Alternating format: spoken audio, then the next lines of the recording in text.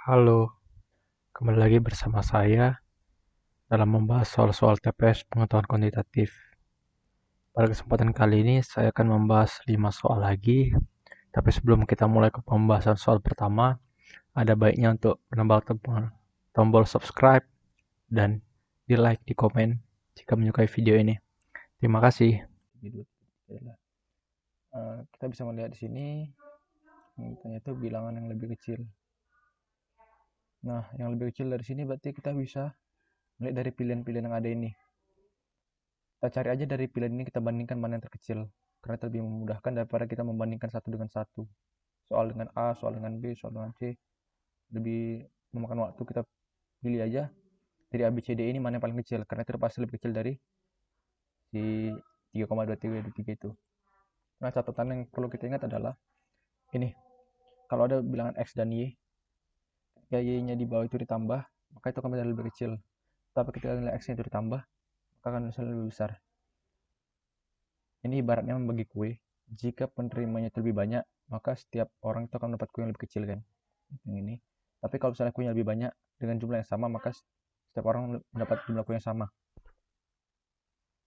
Nah, ini juga berlaku untuk pengurangan, tapi pengurangan itu berlaku untuk sebaliknya. Nah, ini misalnya satu orang punya kue yang lebih sedikit, dikurangin, maka setiap orang akan dapat kue yang lebih dikit. Tapi jika penerimanya dikurangin dengan jumlah yang sama, maka setiap orang akan punya jumlah kue yang lebih besar.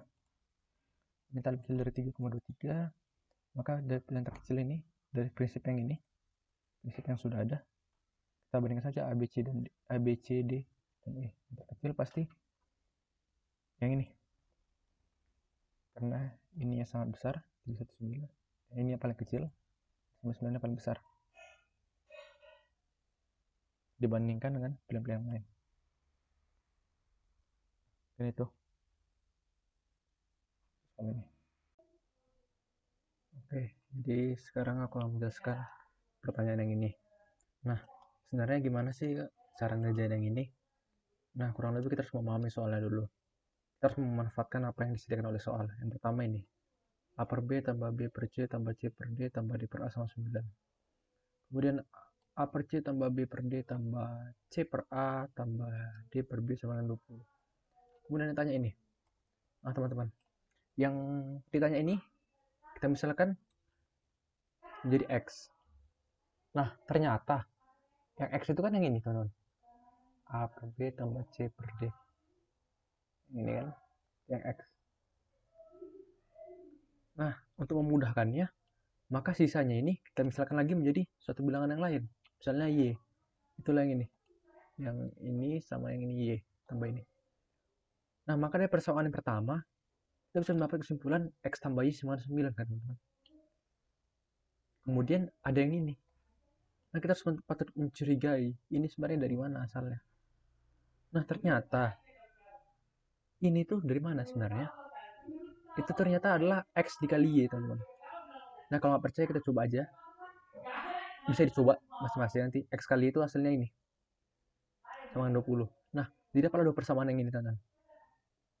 Ditanya nilai X. Kan teman-teman bisa lebih mudah menyimpulkannya. X tambah Y sama 9, X Y sama dengan 20. Ya, bilangan yang paling mungkin itu ya kalau nggak 4, ya 5. Jadi jawabannya A. Nah, cara lainnya itu gimana, teman-teman? Kurang lebih seperti ini, mengeliminasi. Hanya mengeliminasi kemungkinan yang ada. B itu sama C itu pasti nggak mungkin. Kenapa? Karena di sini ada 21. Ya, teman-teman. Sedangkan di sini A per B tambah C per D ditambah suatu bilangan yang lain, X tambah satu bilangan yang lain, aja udah 9. Mungkin nggak X saja udah 21. Jumlah X itu 21. Kan nggak mungkin kan, teman-teman? Makanya yang paling mungkin itu kurang dari 9. Kalau nggak A, D, ya E. Seperti itu, teman. Untuk memudahkan apa namanya? Memudahkan mengeliminasi. Tapi yang paling benar itu caranya seperti itu, teman. Ini. Nah, Kak, dari mana sih pola-pola itu dapat? Ya, itu baik-baik latihan, teman-teman. Atau kita bisa sebenarnya kalau kita coba-coba aja, kita patut mencurigai aja sebenarnya soalnya itu gimana sih. Kalau ini 9, kemungkinan ini apa? Kalau yang dapat X tambah Y, kemungkinan ini apa, bisa apa? Kita cari apakah X kurang Y. Tapi X kurang Y itu nggak mungkin. Jadi kita cari yang lain. Kurang lebih seperti itu, teman-teman. Terima kasih. Nah, oke, sekarang kita ke soal selanjutnya. Nah, kalau untuk soal-soal seperti ini, teman-teman, karena kebetulan ini saya belum mendapat cara cepatnya atau mungkin yang tidak ada. Jadi yang harus kita lakukan adalah seperti ini, teman. Ini kan 6 pangkat 3, 7 pangkat 2, 8 pangkat 2, 9 pangkat 3, 10 pangkat 2. Saya kira hasil-hasilnya ini udah sangat biasa ya, teman. Ini 216, 49, 64, 72, 729 sama 100. Nah, itu tinggal kita jumlahkan ya, teman-teman.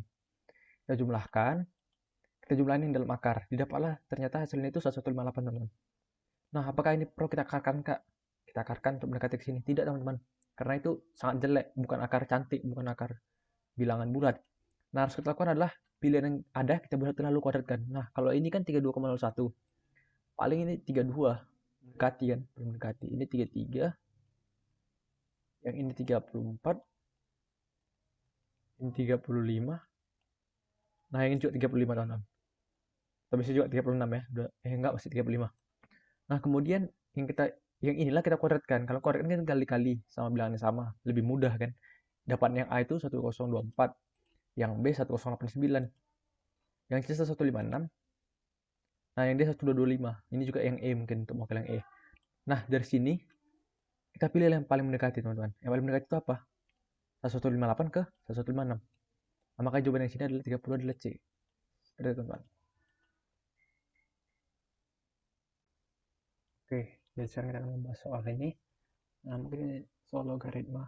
Ada beberapa hal yang perlu kita ingat kembali, teman-teman. Jadi, sifat-sifat logaritma, teman-teman. Aku akan membahas kira-kira yang digunakan di kira-kira digunakan di soal ini. Misalnya X log Y pangkat B itu sama dengan B dikali X log Y. Kemudian sifat yang digunakan di soal ini lagi adalah X log Y sama dengan 1 per Y log X.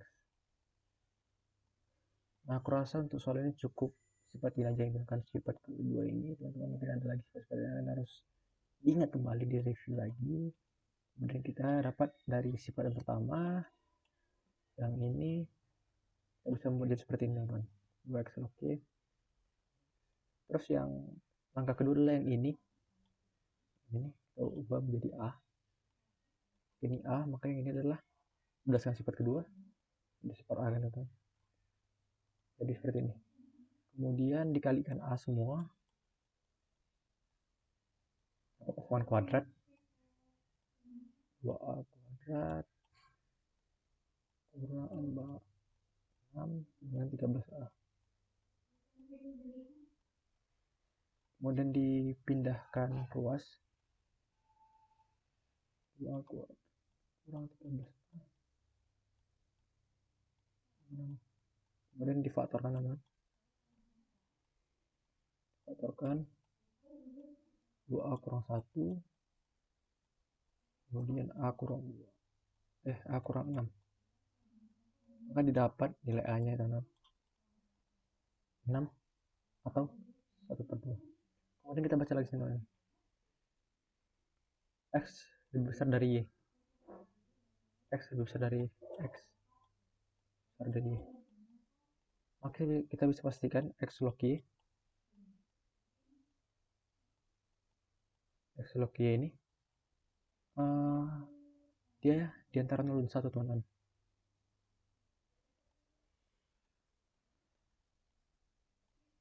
Maka ini kan A. Maka ini sebagai A sama dengan ini tidak memenuhi. Yang ini memenuhi setengah.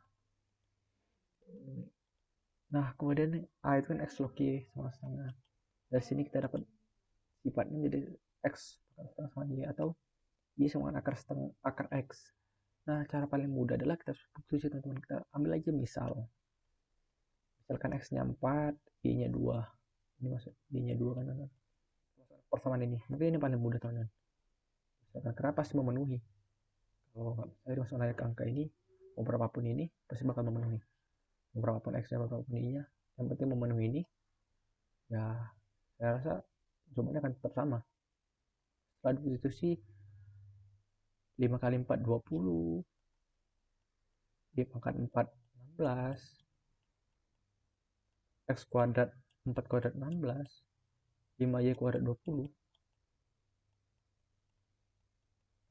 Ini adalah satu, dapat satu. Maka jawabannya itu ini adalah sifat-sifat logaritma yang perlu diingat lagi teman-teman. Dan selanjutnya akan kita bahas lagi, tapi saya rasa untuk kalian cukup. Oke, jadi saya akan membahas soal yang ini dulu ya. Sebenarnya ini cukup mudah, kita hanya ngurang-ngurangin dari tanggal hari ini, kurangi tanggal lahir. Hanya saja ada beberapa hal yang harus kita perhatikan, karena nggak mungkin minus. 17 kurang 25 nggak mungkin minus, 6 kurang 11 itu hasil minus, dan umur nggak mungkin minus. Jadi apa harus kita lakukan, 17 ini kita pinjam, istilahnya kita pinjam dari bulannya, kita tambah 1 bulan, tambahi 30. Kenapa 30? Saya asumsinya karena dipilih semua 22 hari. Jadi asumsinya satu bulan itu ada 30 hari. Seperti itu. Nah, kemudian berarti sini tinggal 05 nanti, teman-teman. 05 ya. Kemudian ini 30 tambah 17 itu dijumlahkan dulu jadi 47. Kemudian 47 ini dikurangi 25 jadi 22 hari. Semuanya masih sama, 22 ini 22 22 22 22 22. Kemudian ini jadi tinggal bulan Mei, kurang 11 kan, kurang. Jadi kita pinjam dari tahun, 1 tahun kita ubah menjadi konversi ke bulan. Jadi di sini jadi 12 tambah 5, jadi ada 17. Tapi sini jadi 2008. Kemudian 17 ini kurang 11 jadi 6. Jadi 6 bulan. Jadi pasti jawabannya itu sebenarnya C. Kalau kita memastikan lagi, tinggal ini 2008 dikurang 1967. Ya, 8 kurang 71, 10 kurang 64. Jadi 41 tahun, 6 bulan, jawabannya C. Mungkin ini saja untuk soal kali ini. Tetap semangat dan tetap jaga kesehatan.